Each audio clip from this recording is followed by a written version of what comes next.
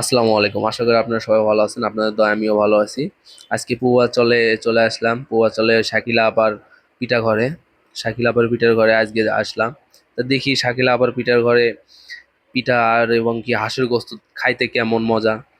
ভিডিওতে তো দেখি কত সুন্দর লোভনীয় খাবার। দেখতে অনেক সুন্দর লাগে। খাইতে এখন কি রকম লাগে সেটা সঠিক বলতে পারতেছি না। কিন্তু এই যে দেখেন আমার সামনে এখন হাঁসের গোস্ত অন্যজনের খাবার দিতেছে।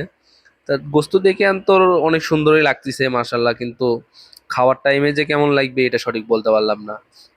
আমরা দুইজন গিয়েছিলাম হাঁসের গোস্ত খাইতে, শাকিলা আপার হাঁসের গোস্ত খাইতে। শাকিলা আপার সাথে কথা বলছি, কথা বলে ভালো লাগছে, অনেক সুন্দর লাগছে, সব দিক দিয়ে ঠিকঠাক আছে। কিন্তু খাইতে যখন বসলাম তখনই একটু ঝামেলা বেজে গেল।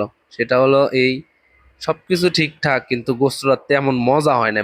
যারা বলে যে শাকিলার গোস্ত এত সুন্দর, এত ভালো, খুবই সুস্বাদু, এটা আমি মানে নিতে পারলাম না। কিন্তু আমার কাছে ভালো লাগে না, হয়তো বা অন্যজনের কাছে হয়তো বা শাকিলা আপার গোস্ত খুবই প্রিয়, খুবই ভালো লাগছে, কিন্তু আমার কাছে একদম বাজে লাগছে, একবারই বাজে।